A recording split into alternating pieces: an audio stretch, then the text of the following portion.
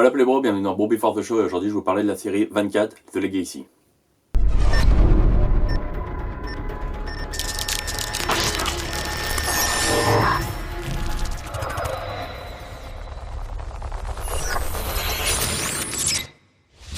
The following takes place between 12 p.m. and 1 p.m. Alors 24 Legacy, c'est comme son nom l'indique, un héritage de la série, donc ce n'est pas un reboot, c'est une suite, on reprend 3 ans après la saison 9 de 24, Live Another Day. 24 est réalisé par Manikoto, un des 4 réalisateurs des saisons précédentes. La série est donc diffusée sur la Fox et a été lancée le 5 février, juste après le Super Bowl. Alors pour ceux qui peuvent m'éclairer là-dessus, parce que j'ai un doute, est-ce que c'est une bonne ou une mauvaise chose de se mettre après le Super Bowl, en sachant que beaucoup d'Américains prennent des congés parce qu'ils ont la gueule de bois le lendemain? Alors, est-ce que les gens après le Super Bowl ont envie de regarder une nouvelle série, ou faire la fête? Je ne sais pas si ça a bien fonctionné là-dessus, j'ai pas vu les résultats.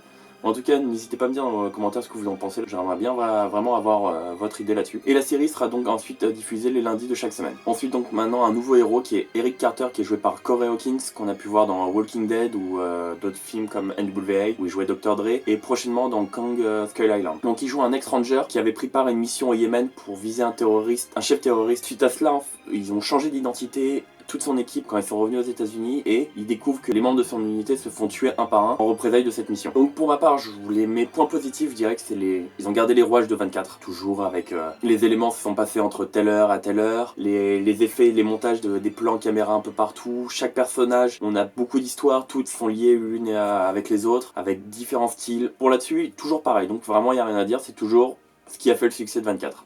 À part Kiefer Sutherland qui n'est plus là, et les autres acteurs des anciennes séries. Ensuite, je dirais un point positif, je dirais un afro-américain dans une série ultra patriotique. C'est quand même une assez grosse avancée et quand même assez cool. Je trouve que l'acteur n'est pas très ouf pour le moment. Je trouve qu'il n'y a pas, c'est pas Kiefer Sutherland, mais je pense qu'il peut donner ses preuves. Il les avait données déjà avec Walking Dead et Straight Out of Compton. Donc je pense qu'il va falloir faire quelque chose. Je pense qu'on va voir ce que ça va donner, mais j'ai vu les 3 premiers épisodes, pour le moment ça me tient en haleine. C'est ce qu'il nous faut pour du 24. Ensuite, il y a surtout, comme je disais, donc il y a différentes histoires et qui sont assez intéressantes. On a l'histoire donc avec Eric Carter, le sénateur pour la présidence avec sa femme qui est au CTA. On a aussi une fille et son professeur qui sont terroristes. Donc il y a des choses assez intéressantes par rapport au niveau d'histoire et à développer. En point négatif, je dirais qu'il n'y a que 12 épisodes. Ça ferait comme la saison dernière pour Live Another Day, c'est 12 épisodes, alors qu'on passe sur une série qui est en temps réel presque, donc en heure par heure, pour chaque épisode. Elle s'appelle 24. Il devrait y avoir 24 épisodes. Je sais que maintenant ils y croient un peu de moins en moins, mais si vous voulez montrer qu'ils mettaient tout leur cœur dans cette série, ils auraient fait 24 épisodes. En point négatif, qui va avec le point positif, c'est on suit le schéma de 24. Pas de nouveauté pour le moment, on reste très sur le patriotisme, sur les terroristes, qui est comme d'habitude les musulmans, enfin très souvent, des complots internes. Ça reste du grand basique 24. C'est ce qui est dommage, c'est le seul point positif à un moment qu'ils utilisent, c'est un drone et qui fait évoluer un peu plus la série, mais enfin c'est vraiment très léger. Et après je dirais un autre point négatif, je dirais qu'il n'y a aucun acteur de l'ancienne série.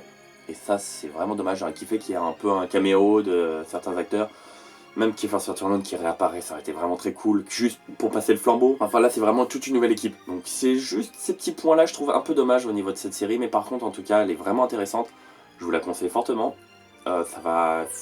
Faut donner sa chance parce que c'est une série qui est là depuis des années et qu'il faut qu'elle continue.